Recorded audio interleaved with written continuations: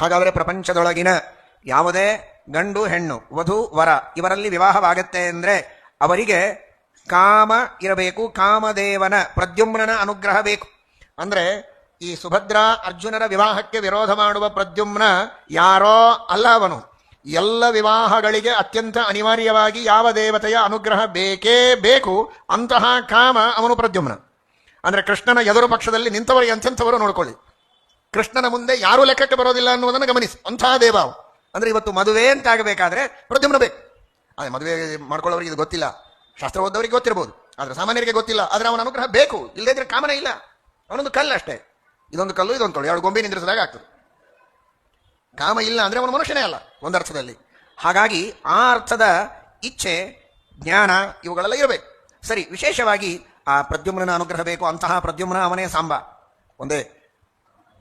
ಇನ್ನು ಇದೀಗ ಕೇಳಿದಿರಿ ಗುರುಬಲ ಚೆನ್ನಾಗಿರಬೇಕು ಅಂತ, ಮದುವೆ ಆಗಲಿ ಏನೇ ಆಗಲಿ ಗುರು ಚೆನ್ನಾಗಿರಬೇಕು ಅಂತ. ಹಾಗಾಗಿ ಆ ಬೃಹಸ್ಪತ್ಯಾಚಾರ್ಯರ ವಿಶೇಷವಾದಂತಹ ಅನುಗ್ರಹವೂ ಕೂಡ ಕಾರಣವಾಗಿದೆ ಈ ಮದುವೆಗೆ.